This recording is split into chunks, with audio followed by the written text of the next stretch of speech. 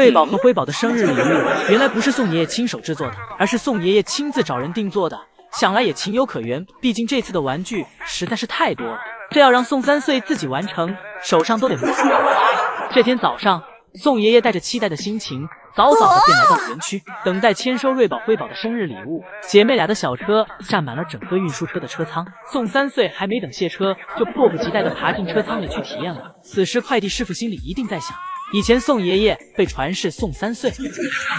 这次自己亲眼看到了，可是不得不信。宋3岁体验了一番，感觉还不错，便开始了卸货工作。除此之外，与福宝当年周岁生日不同的是，这次还有许多其他的玩具，例如让瑞宝辉宝锻炼肌肉的竹子哑铃，还有让姐妹俩自己破坏完东西后需要自己去维修的锤子，以及一人必备的唱歌技能，2个超大号的竹子麦克风。最后，为了姐妹俩能追上福宝姐姐的一个水平，爷爷们还给姐妹俩定做了竹子毛补。因为瑞宝辉宝生日礼物抵达时，刚好江爷爷不在，于是宋3岁和盛熙阿姨一起玩闹，两人在仓库对着瑞宝辉宝的玩具不亦乐乎。好在江爷爷今天及时赶回来了，不然今天瑞宝和辉宝的生日派对，主角很可能就不是瑞宝辉宝了，而是宋3岁。而之前给瑞宝辉宝的礼物，也是这次姐妹俩的抓周物品。宋3岁挨个给姨姨们展示了一番，此时的姐妹俩已经迫不及待了，不断的敲着通道门，让爷爷快点开门。将爷爷将通道门打开后，瑞宝率先走了出来。为了迎接今天瑞宝辉宝的生日，昨天宋爷爷还连夜给姐妹俩洗了洗车，这下小车又成新的了。瑞宝走出门后，径直来到了爷爷身边。瑞宝跟爷爷分开数天，表示很想念爷爷。不过现在更重要的是，瑞宝的抓周仪式，将爷爷将瑞宝抱到小亭子上，让瑞宝挑选自己以后想要从事的职业。瑞宝被眼前众多的玩具迷花了眼，一时不知该选什么好了。瑞宝在玩具前挑来挑去，最后什么也没选，而是转头爬到了自己的蛋糕上，选择了辉宝的名字立牌。看来瑞宝是选择了自己最喜欢的妹妹。抓周仪式需要一个一个的来，一会儿轮到辉宝了。辉宝这里由宋爷爷主持，毕竟辉宝的外号叫做宋光君。辉宝小心翼翼地来到小亭子上，先吸引辉宝的是固定在小亭子上面的玩具名称立牌。很快辉宝来到小亭子上面，辉宝这里明显更严谨一些。辉宝在众多玩具里面挑来挑去，挑到最后一样也没有自己喜欢的，可能宝家成员都更热衷于吃。如果给瑞宝和辉宝面前放上胡萝卜窝头和小苹果，相信瑞宝和辉宝很快就能做出选择。一会儿将爷爷给瑞宝也抱了过来，姐妹俩就在这嬉笑玩闹中完成了自己的抓周仪式。宋3岁和盛熙姨母正在跟江爷爷视频炫耀瑞宝和辉宝的小车。只见宋3岁和辉宝坐在前排，盛熙阿姨和瑞宝坐在后排，一家4口打算开车一起去中国看福宝姐姐。宋3岁坐在小车上都畅想起来了，手指远方跟辉宝说，福宝姐姐就在那个方向，让我们一起出发。这一家4口在一起的模样简直不要太可爱。瑞宝此时坐在后排翘着2郎腿吃胡萝卜的样子更是帅气逼人。江爷爷去看福宝，宋3岁没去成，这是给宋3岁嫉妒坏了。嫉妒就是人的宋3岁一冲动就给姐妹俩的生日提前过了，趁着江爷爷还没回来，自己就给瑞宝和辉宝的生日派对举行完了。生日蛋糕就等江爷爷回来直接切了。等到了下班点时，姐妹俩刚好也玩够了，没有像他们的爸爸乐宝一样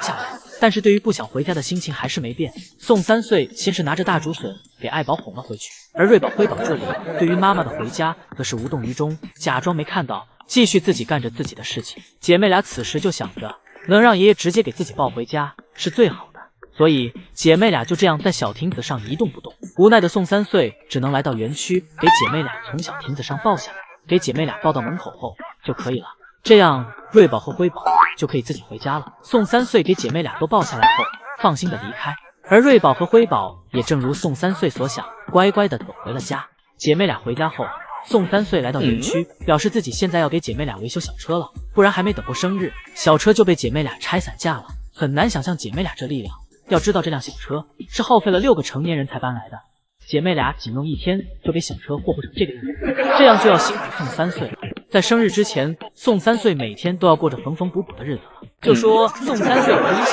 绝对藏不住吧，这不还没到瑞宝和辉宝的生日，宋3岁这里就给瑞宝和辉宝准备的礼物提前搬了出来。因为今天江爷爷此时正在我国看福宝，所以是盛熙阿姨帮宋爷爷给玩具车搬出来的。这大汽车不仅给瑞宝和辉宝深深吸引，就连来观看的姨姨们都一整个看呆了。昨天在宋爷爷日记里知道了，瑞宝辉宝生日里会有一个木质汽车玩具，但没想到居然这么大，就算爱宝和姐妹俩一起坐进去都不会拥挤，这让一向喜欢玩玩具的辉宝钻进去后就直接不想出来了。不怪宋爷爷和江爷爷说辉宝像他爸，只怪辉宝的一言一行都透露着乐宝身上的特色。辉宝这钻在汽车里面一通摸索的样子，跟乐宝在他的猫爬架上不想下来时简直一模一样。看到玩具就走不动道，也不知道玩具汽车里面有什么，让辉宝钻进去数分钟都不想出来。爱宝这里就这样在小台上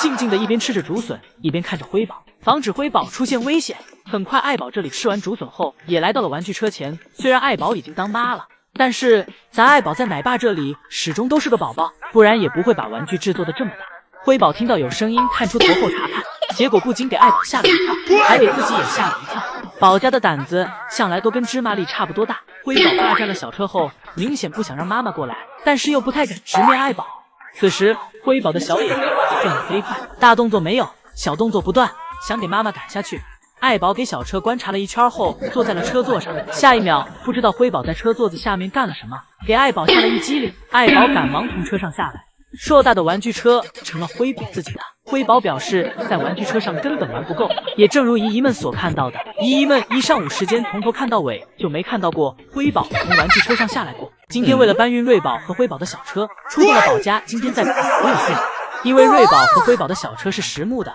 用料比较扎实，比较重，所以饲养员们需要借助推车进行运输。当到了熊猫馆门口时，车子进不去了，于是饲养员们一人背在身上一根绳子，将小汽车扛起。圣希阿姨看到后也来帮忙，可见这个汽车是有多重。6个成年男性运输起来都很费劲，再加上宝家的居住地是在一个小假山上，路途周围还有许多竹子，这让运输过程更加不方便。但饲养员们一想到瑞宝和辉宝一会儿玩耍时的样子，又浑身充满了力气，鼓足进一口气，将汽车抬进了园区。经过饲养员们的商量，最后将小汽车放在了园区通道门口。饲养员们还一起坐在汽车上拍了张照。这辆小汽车之大，足足可以坐开7个人。之后，宋爷爷开始对汽车进行进一步装饰。宋爷爷给汽车上印上了姐妹俩专属的名字。汽车装饰完，饲养员们又一起给瑞宝和辉宝弄了生日大蛋糕，为2天后瑞宝和辉宝的生日做准备。原来瑞宝和辉宝的蛋糕里面是装满蛋糕，